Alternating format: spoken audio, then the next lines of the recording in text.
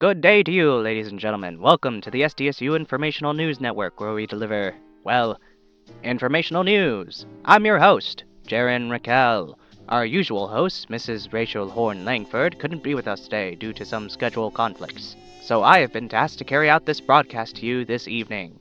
To help me host this show, I have hired four lovely young ladies from San Diego State to help give light to today's topic: gender inequality.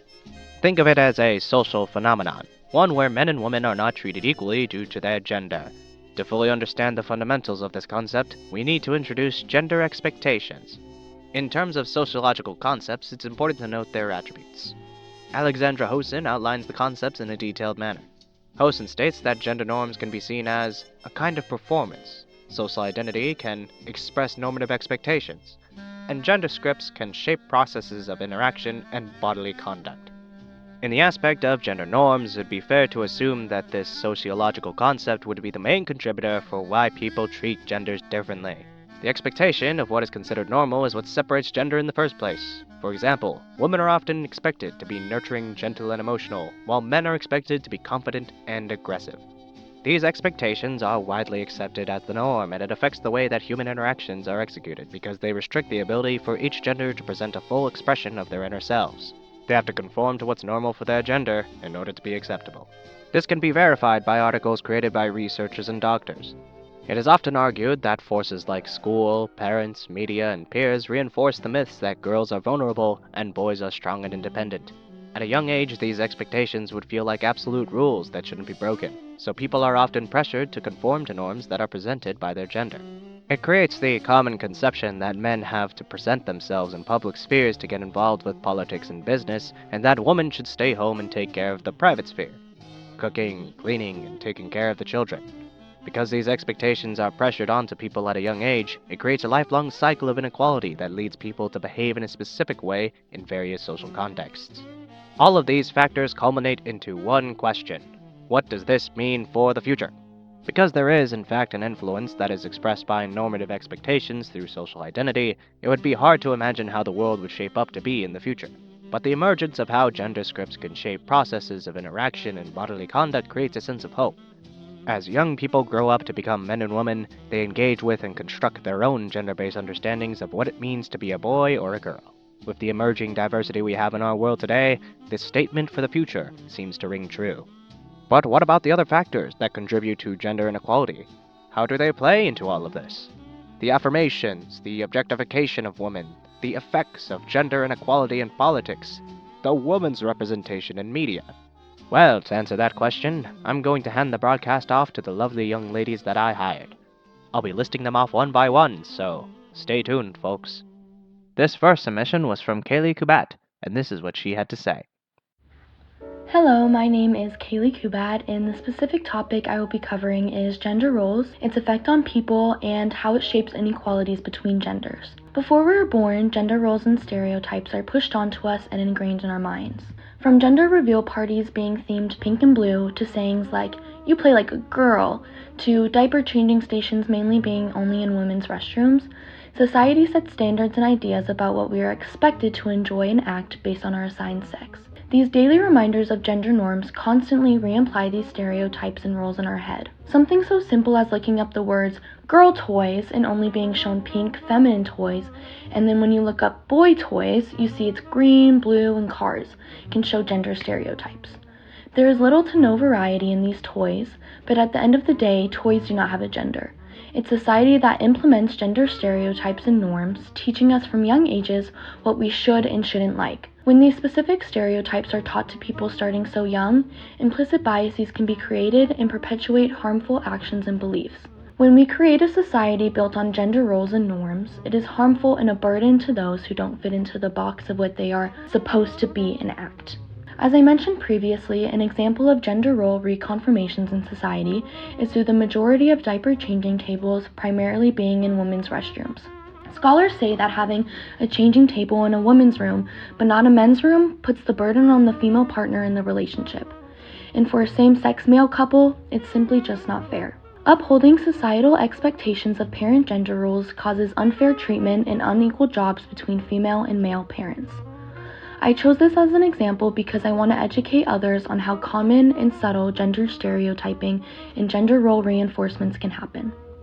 Unless it is pointed out or we're specifically looking for gender norms, they can often go unnoticed, causing subconscious beliefs and implicit biases. We can see gender roles in family life and how detrimental they can be, but the effects of gender roles and stereotypes also take place in other aspects of society. Gender stereotypes can hinder the success of women in the workplace and athletics. They are directly affecting women's self-esteem and holding them back from their truest potential. They will count themselves out of applying for reputable positions because of gender roles and weak self-image. Researchers have found that the reason why women might be shying away from certain professions is that they lack confidence in their ability to compete in fields that men are stereotypically believed to perform more strongly in, such as science, math, and technology. Gender stereotypes warp our understanding of others and ourselves, and this is especially troubling for women because believing these claims of fictitious self-images is setting them back professionally. Sociological concepts that are seen in these inequalities and stereotypes are androcentrism and hegemonic masculinity. Androcentrism centers society around men and men's needs, priorities, and values, and it regulates women to the periphery. Androcentrism also goes right along with the idea of hegemonic masculinity, which emphasizes the dominance of extreme masculinity and the subordination of women and femininity. These two theories give privilege to men and masculinity by putting their needs and roles first, while leaving women's needs in the back of society's minds. The cultural emphasis on muscular masculinity may influence boys' use of space in their interaction with others, which can leave women to be pushed to the side and holds them back from their truest potential because men are expected and told to act like they are more worthy of what society has to offer. We can now hopefully recognize what gender stereotypes look like in our society and how they can affect people, so we can start deconstructing gender roles and rebuild ideas and perspectives on gender and gender expectations. Incredible job! That was some amazing input. This next one is going to be from Kaya Merrifield. Hi, my name is Kaya Merrifield, and I'm going to be talking about the objectification of the body and how it relates to gender inequality. The media has been using sex to sell in advertisements, in commercials, magazines, and other platforms in order to profit off of. The body is used and sexualized in these advertisements to be the center of attention, regardless of if it has anything to do with the product itself. Through consumer culture, marketers use the body to sell their products with intentions of not only attracting men and satisfying the male gaze, but to create the illusion of women looking like this on a regular basis, maybe because of the product. Most ads are subconsciously learned, and this includes the objectification of the woman's body. The normalization of objectifying the body is an unhealthy perspective built into our culture and society. It has become normal for men to see women as an object or as less than human, with most of it not all on their body and certain sexualized body parts.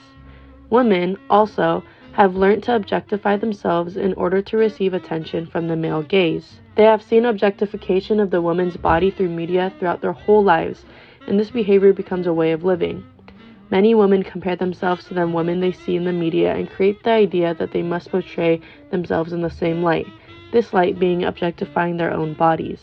This learned behavior puts extreme emphasis on the woman's body and the objectification of it.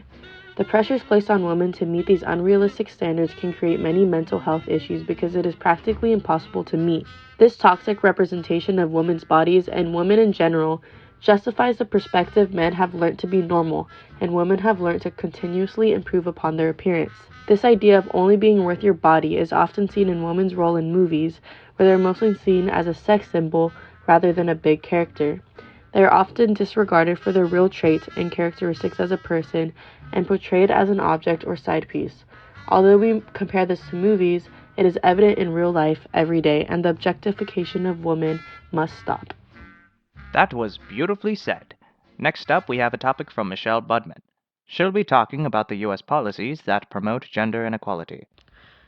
To understand why there are gender inequalities in our society, we need to look to the people in power who continually establish and maintain the power dynamic between men and women.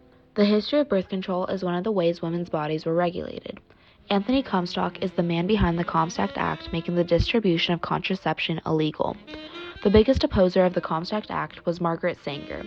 Some of the things she did was open illegal birth control clinics and, along with Catherine McCormick, funded the development of the pill.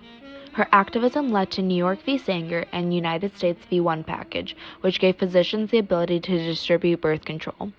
Then, Griswold v. Connecticut overturned the Comstock Act, allowing married women to use birth control, and Eisenstadt v. Baird legalized birth control for everyone. Another way the government established their biopower over women is the debate and policy surrounding abortion. Until the 1850s, abortions were legal everywhere, but then physicians wanted to establish their authority over the midwives who used to perform this procedure, so they made abortions illegal. In reality, wealthy women were still able to find ways to get this procedure done in secret, and it was really the poor and minority women who were targeted with this law. In 1973, the Supreme Court passed one of the most famous landmark cases, Roe v. Wade, which ruled that women have the right to an abortion. Many people disapproved of Roe v. Wade, and 50 years later, it was overturned with the Dobbs v. Jackson Women's Health Organization, giving the decision of the abortions to the states. Since then, many states outlawed abortion and are regulating the bodies of numerous women. Even if women do want to have kids, there are still many regulations for their pregnant bodies. Having good intentions, there is an extreme amount of surveillance of the unborn fetus. Doctors are using ultrasounds and blood tests to keep an eye on the baby and tell the woman what to do. And friends, family, and strangers love coming up to touch the bump and giving their sage advice. Women are still watched and told what to do. They do, however, have some more protections while pregnant in the eyes of the law. The Pregnancy Discrimination Act ensures they don't get discriminated in the workplace, and Cleveland Board of Education v. LaFleur made mandatory maternity leave unconstitutional.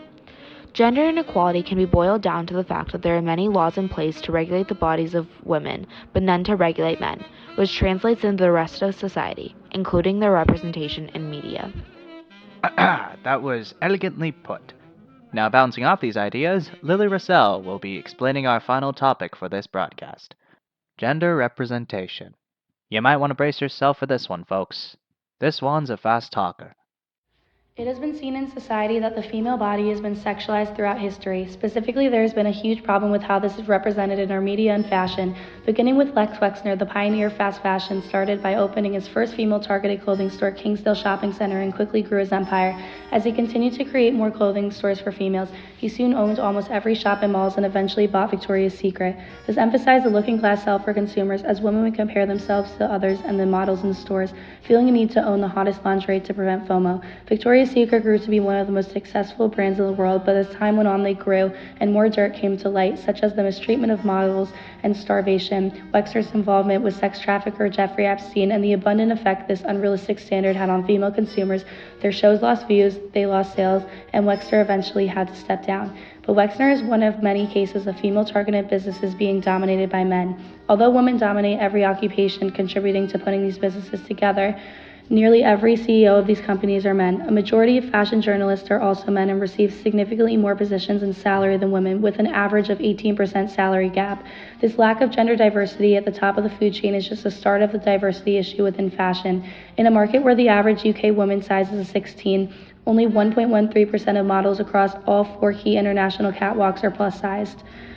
Not only are these extreme foundational inequalities that have to be addressed, but also a lack of female diversity in these boardrooms. The Glass Runway comes from a study about gender inequality in the fashion industry that discusses the language that's often used to describe designers and their work. Men's designs tend to be praised as innovative and groundbreaking, while women's are described as practical and wearable, but the biases go much deeper than words. In surveys, 100% of women acknowledge that gender inequality is an issue in fashion, while less than 50% of men agree with this. Fewer than half of leading women's wear brands have a female designer at the helm, while only 14% of these major brands are run by a female executive. And many of these women are at the heads of these brands are scrutinized for needing to be physically and fashionably appealing enough, having the most fit models, and shocking men that they are at the top of their own. But this scrutinization is not only seen with women.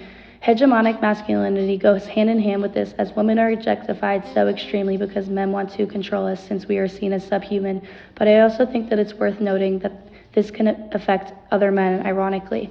As mentioned in the textbook on page 58, the bodies of these players are continued to be measured and quantified in preparation for the NFL draft, a process of selection through which the bodies of players who are predominantly African American are scrutinized by largely white men. As Oates and Durham in 2004 put in their study of the male racialized body in American football in the drafts, black male athletes are the objects of gaze of wealthy white men. This scrutiny normalizes a conception of masculinity that reasserts class dominance while controlling and managing the labor potential for the hyper-masculine physique. This was fascinating because the very people who are pushing these extreme body standards will never reach it themselves. Rather, they are vicariously living through those who go to the extremes to reach physical perfection, which is exactly what is seen with women too. Rich, white, fat men controlling the modeling industry. And there you have it, folks, the topic of gender inequalities. We explained the gender expectation, gender roles, the objectification, the politics, and the representation. Well, to the best of our ability, anyway. With that being said, this is the ending of the SDSU Informational News Network broadcast on gender inequality. We would very much love it if you all would give this broadcast a good grade. I wouldn't want our ratings to go down. Until next time. That's all, folks.